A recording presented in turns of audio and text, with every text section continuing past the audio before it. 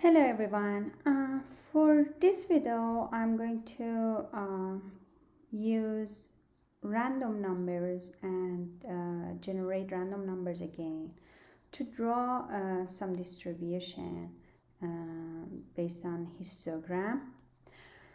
Okay, so I'm going to use, if you remember, np random dot seed gives me the ability to save the random numbers and use the same random numbers again. So I want to create a right skewed distribution. I'm going to create random numbers using np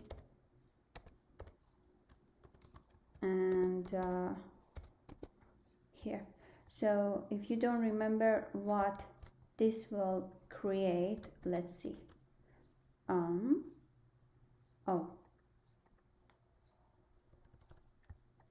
We should import numpy as np.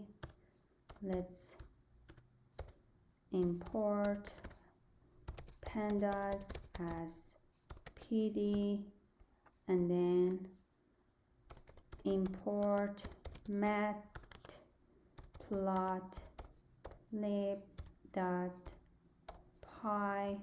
py something py plot as plt. So let's create all of these, and then okay, so as you see, there are numbers, 100 numbers, and negative, positive numbers, right? What we are trying to do, we are trying to create a distribution using this random number.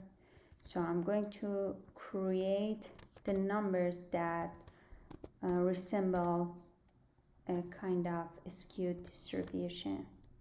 And then, okay, so now the question for you, what this one does, double star. So this is a participation point. This is the simplest question ever. So I'm just asking you because I want you to remember and give me the equivalent of double star also as a kind of review for you. So this will create 100 rows of data and one column. This is one column, this is 100 row, right? And then let's print the first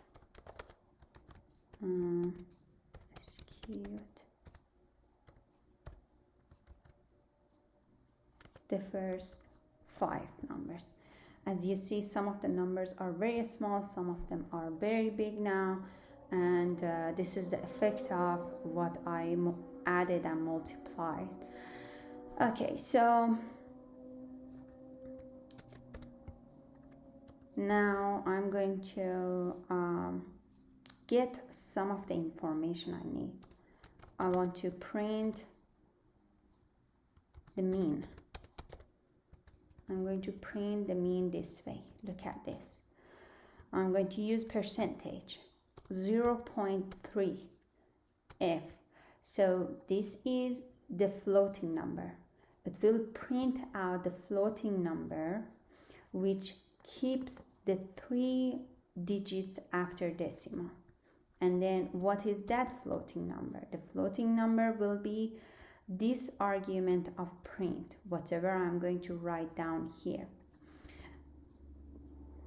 It will be np mean of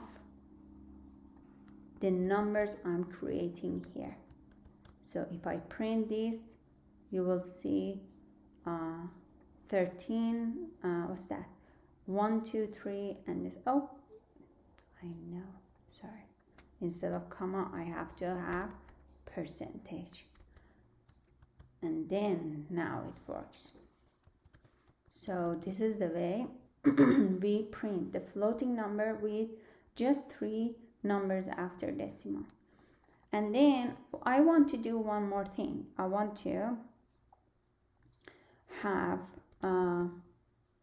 the standard deviation also printed the same way. I'm going to have a percentage 0.3 f, and then here after percent, now I will have 2 argument. So one is the NP mean, another is NP standard deviation. And then now if you look, it will print the first number here, it will print the second number here. So this will go to this second one will go to this number. So if I change, for example, the second one to different number of decimal, look what happens. Just a standard deviation will change, but mean will not change. So these values help us to format our output. Okay, so now another things I want to print out.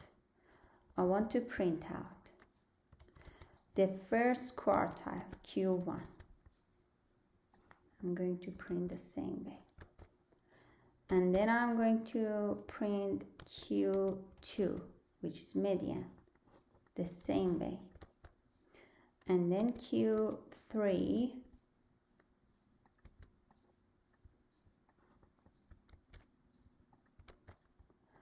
and then don't forget the percentage. Now in the parentheses I will have 3 arguments. One is NP dot percentile. Percentile, for all of them I'm going to use percentile, right? I'm going to use the data set, comma, what percentile? I want to print out 25th.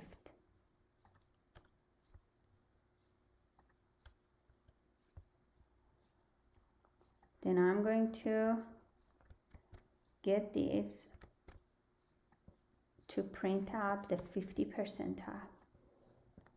I'm going to get this, print out 75 percentile. Okay, so let's see what happens.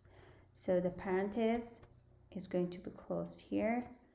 So I have Q1 to be this, Q2 to be this, and Q3. These are all the information that I can print out from this data I created. Okay, so it says, this one says, oh, where is the minimum and maximum? Okay, let's print out the mean and max. I forgot the comma after standard deviation. So mean, NP, max. Okay, so this is minimum, this is maximum. So from minimum to Q1, we have 25% of our data set.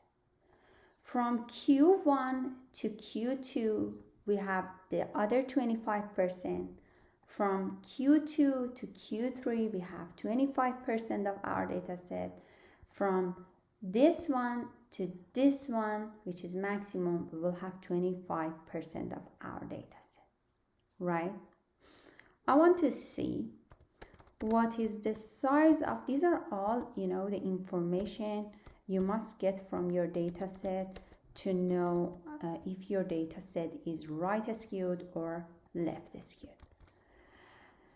So I want to see what is the size of data set. If the values are less than, where is the median? This is the median, right? Q2 or median. This is the median. I want to see the size of data set, the number of observations, this is more reasonable, number of observations that are less than median or Q2, right? And then this was Q2. We see that there are 50 observations, 50 numbers that are less than median. So I want to see now how many of observations are greater than median. 50%. So now this is proving the fact that median is the middle of the data set. So I had created 100 values. This data set had 100 observations. Half of them are before median, half of them are above median, right? Now, let's see.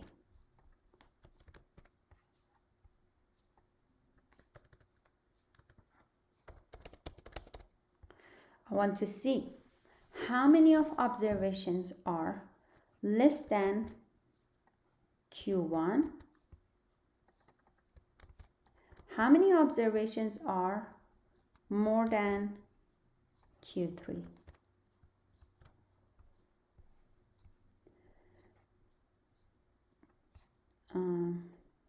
I said less than. Less than will be 75% of data are less than Q3, right? And then 25% of data will be more than Q3, right? So I will put this on you to write down the comment for it. So to just save your time.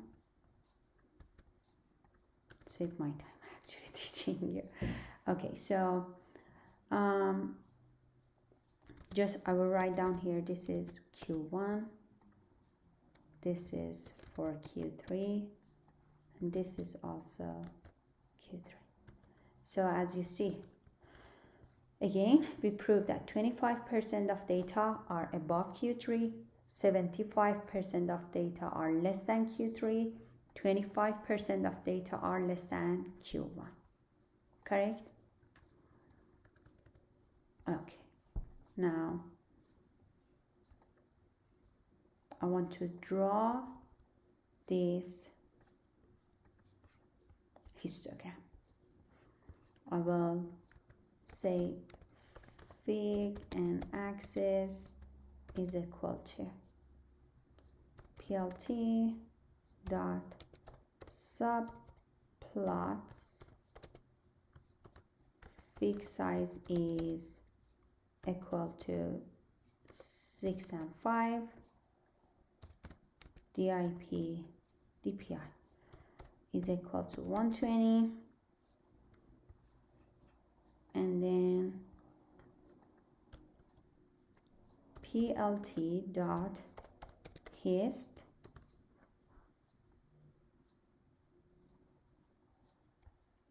where is our data set? This one, bins. Oh, how many? Let's say 20.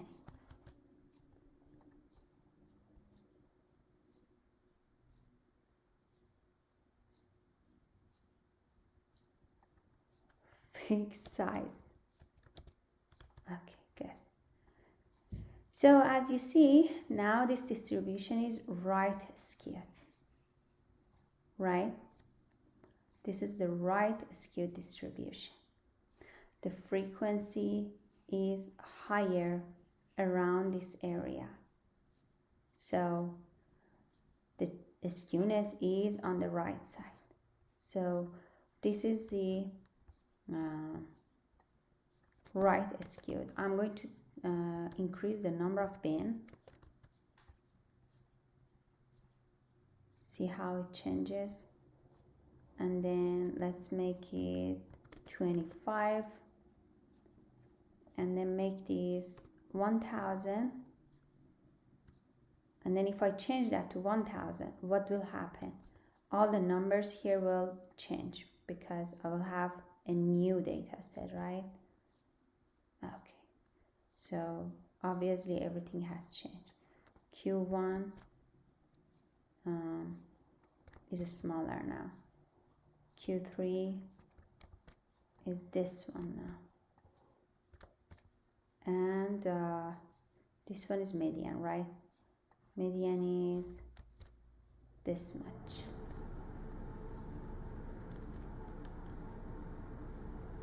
Okay, so the reason I increased the number of sample is because I wanted to show a better shape here, which is a right skewed. You can try at home and change and increase this to see what happens. Okay, so now I want to transform the data to create a left skewed data set. So let's use log transformation to transform this data set. Now left skewed is equal to np dot log. So now the second question for you, this logarithm that I am using, you should go and look for this and find out what is the base of this logarithm. Is that base 10, is that base 2, or is that base something else? Find that out, and this will be the second participation point for you. Okay, so I'm going to bring all of this here.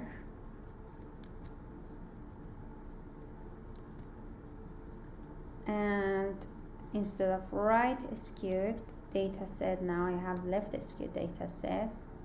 And here is, oops, what happened? Skewed is not defined. Why? Oh, okay. So here. Well, I figured out if I wait for you to tell me the mistake, I'm not able to fix the mistake here and continue. So I cannot ask you to find my mistake. If there is any other mistake, let me know. But for something like this, I must make it, I must fix it on my own. So, okay. So what is this? This is the left skewed distribution now. I took the log transformation of this one, and it will be the inverse of that previous data. So we have a left skewed distribution now. Okay, so the next topic that we are going to talk about is the box plot. So what I'm going to do, I'm going to bring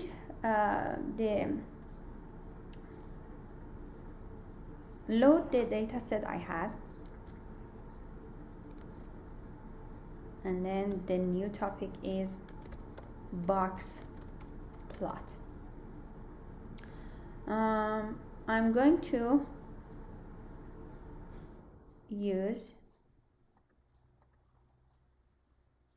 the same adjustment for figure here, and then I'm going to use PLT box plot dataset dot show box plot is showing the 5-number summary.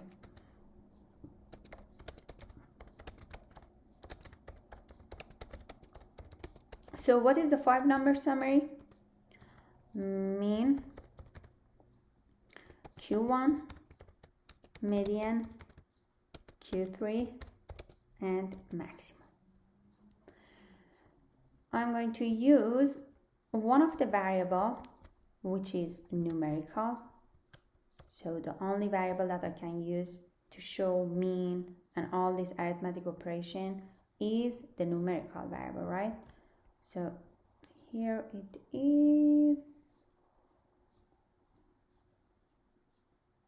Data set is not defined. Okay, me and my mistakes. Why it's not? Oh, because I didn't run this one, right? Yeah, and then now if I run it, everything is fine. Okay, so this is a box plot, right? And this line shows the median on the y-axis, median of the points. This one shows the Q3, which is here. This one shows the maximum, and then this one shows the minimum. This line shows the Q1. So from this line to here, we have 25% of our data set. From this line to here, we have 25% of our data set. From this line to minimum, 25%, and from Q3 to maximum, we have 25% of data set.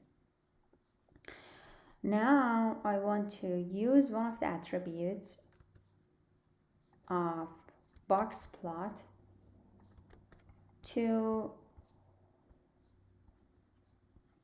make this box plot horizontally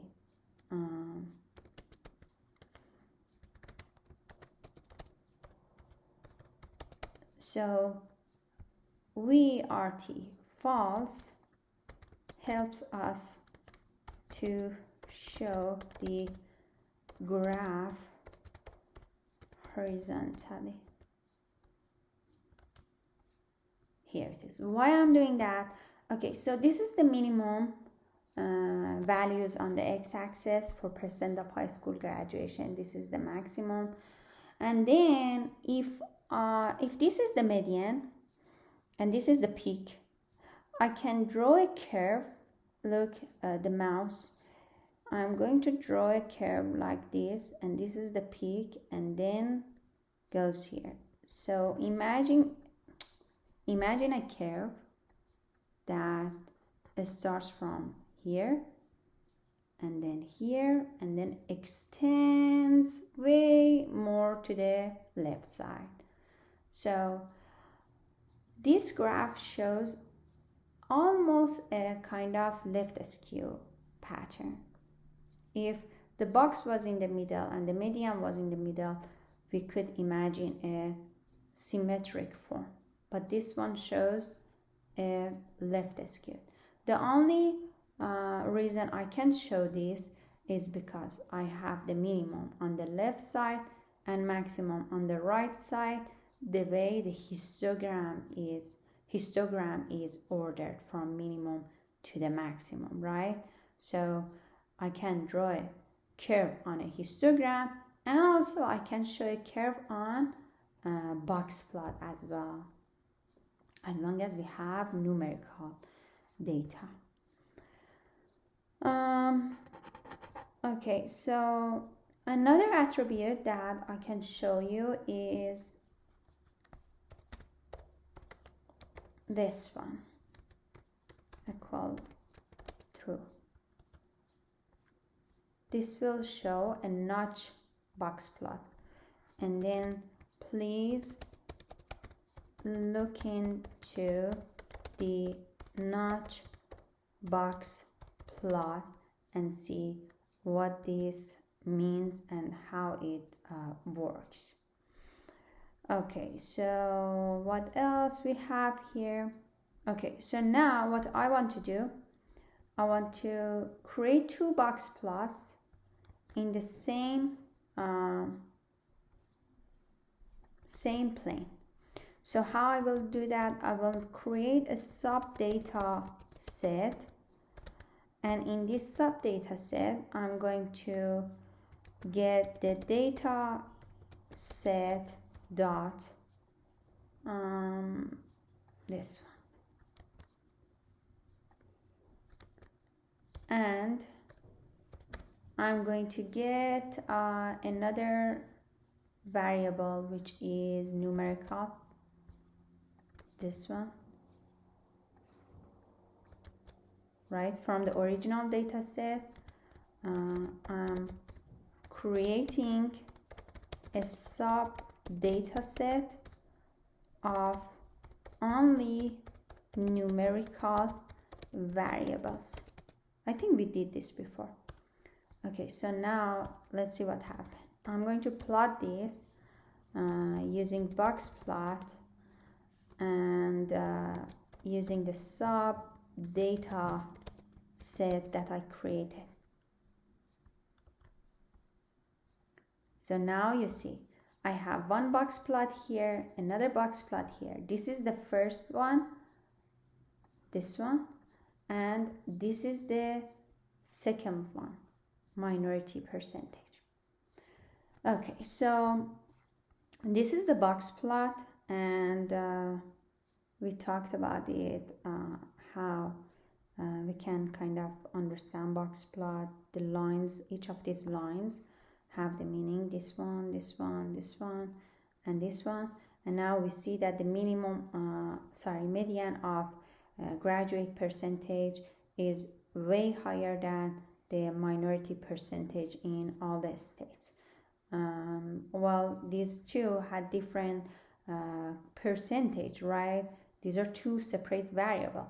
But imagine if I had two groups, for example, percent of graduation for female and then percent of graduation for male. That point, it was very meaningful. You could compare these two box plot and say, for example, the median high school graduation for females are, for example, less than or more than, and you could compare all these 5 number summaries for different group, male, female.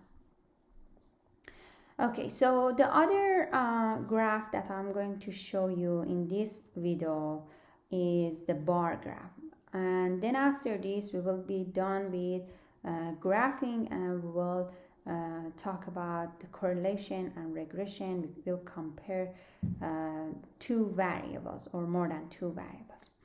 Okay, so bar graph. I'm going to create a subdata set again, and in this subdata set I'm going to choose variables like all the categorical variable, creating a sub data set of all categorical variables. Okay,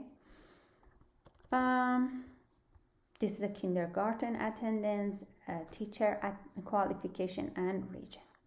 See what I'm going to do, that I already did this before, but it's kind of now review for you.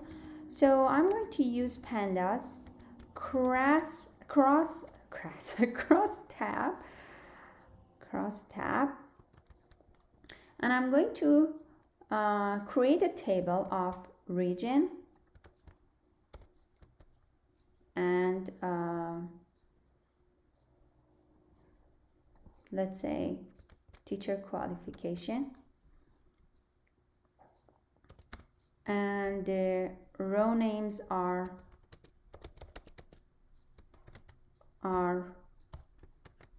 region for this table. The column name will be the teacher.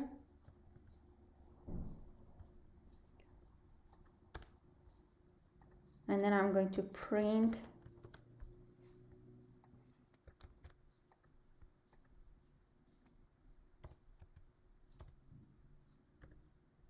table 1.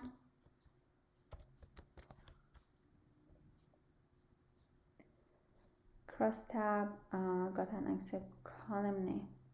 Oh, here small. Okay, so as you see, I created a table that shows the frequency of teacher qualification in Midwest states.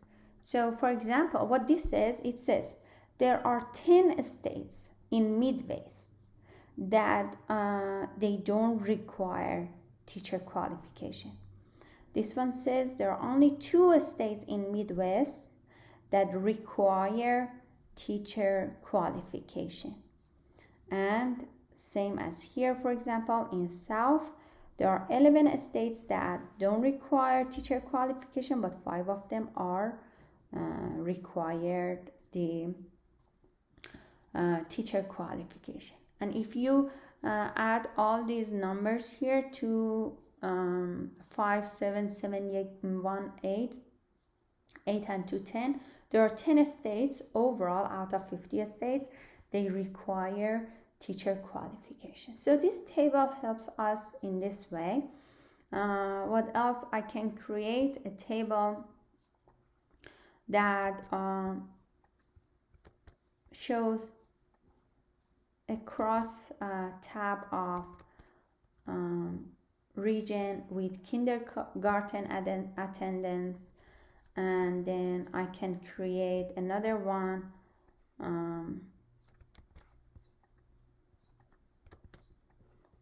that creates a cross tab of kindergarten attendance and teacher qualification. These are all the categorical variables that I chose, right? And then I'm showing you a kind of table of these categorical variables.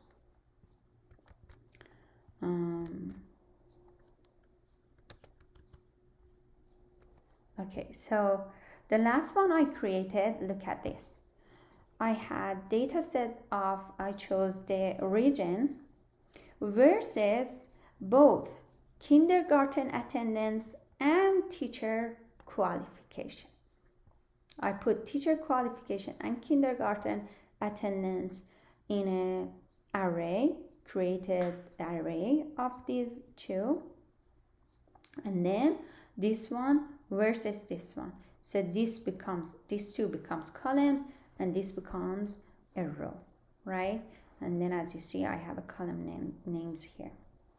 Okay, so what I wanted to do after creating this table, I want to create a data 1 with Panda data frame, and I'm going to choose table 1 as my first data frame, and then I'm going to choose another table, which was table 2. What was table 2?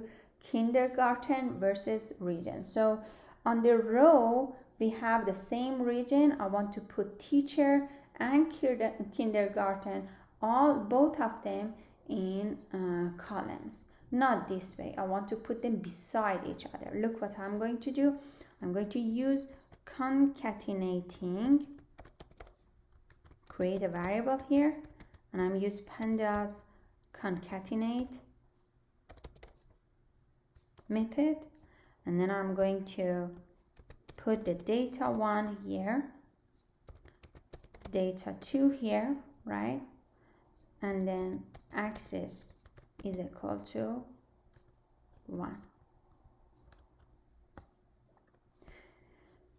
And then I'm going to print the data set I created to show you how it works.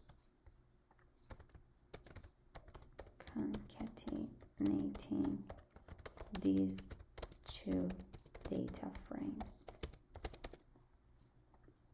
See, teacher is here, and then kindergarten attendance is here. So I put these two data sets together as long as I have the same index.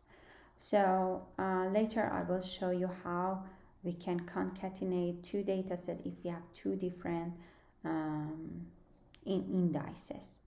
Okay, so what I'm going to do, I'm going to draw a bar graph using plot dot bar. So obviously I'm using the pandas plot function. Let's see what happens. Okay, so we created graphs. On the x-axis we have all the states. We have 4 groups. On in each of these is what's that region, we will have teacher 0, teacher 1, kindergarten 0, kindergarten 1 and 2. So you can find all the attributes that you can design it and change the legend, everything. That's more kind of time consuming, but that's a kind of easy task. You can just easily Google it and find how you can change the labels, change the legend, change all of these for your bar graph. The other thing I wanted to show you here, so I could use bar h. If I comment this out, if I use bar h will create a horizontal bar graph. This one is a vertical bar graph. And then what else? Here. Let's remove this. And then I want to use an argument stacked equal true. Let's see what happens. So it will show the bar graph in this way. It will show the different group on x-axis, and then it will organize it the way you will see just one bar. And then, for example, this one says 10 states don't require the teacher qualification because it's 0, right? And then just maybe 2 states require the teaching qualification. Then from here to here, let's say we have 5 here, 2 here, 7, almost 9 states, they don't require the kindergarten attendance for Midwest. Let's go to the Midwest to see if I was right. Oh no, this is not a graph, this is one, the table. Okay, yeah, 10 states, see, they don't require kindergarten attendance, which is all the green one, right? And 2 states require, and then 0 states are mandatory, right? So we don't have purple because this is 0. Okay, so stack true will make stacks for each bar. I'm going to make it false because I like the other one better. Okay, here it is. And another way I can show the bar graph, another way to show a bar graph for, let's say, table 1. Here I combined 2 tables, table 1 and 2, to create a new data set and then put 2 data sets together, right? Here I'm going to just use table 1 index 0. What that means, table 1 index 0, table 1 row, what's that, column 1, column with index 0. This is a column with index 1. Don't pay attention to this. I'm talking about index of column. This is the first column. Index of first column is 0.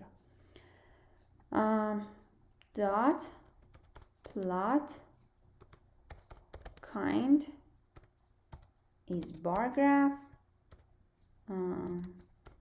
Color is equal to R, and then I'm going to choose the second column. Second column is index 1.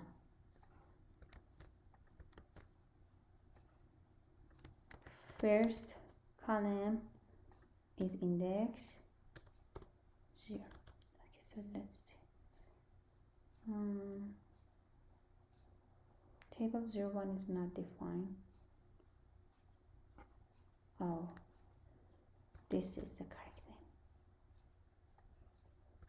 This one and this one, right? Okay, here it is. We will see the bar graph for this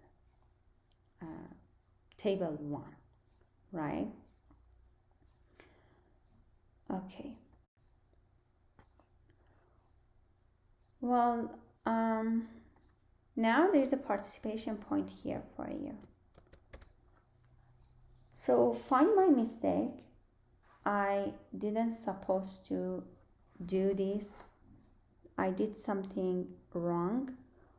Not that wrong actually. So what I supposed to show you was the stacked bar graph with different color. So this one should have 2 colors, and this one should have 2 colors, 2 colors, 2 colors. Okay, so find what I did wrong and fix it and show me how. This is a very simple change to fix it. To show, with the same setup I have here, I just need 2 different colors here for each of these bars. So this is the 3rd participation point in this lecture. Okay, have a good day, take care of yourself, and let me know if you have any question.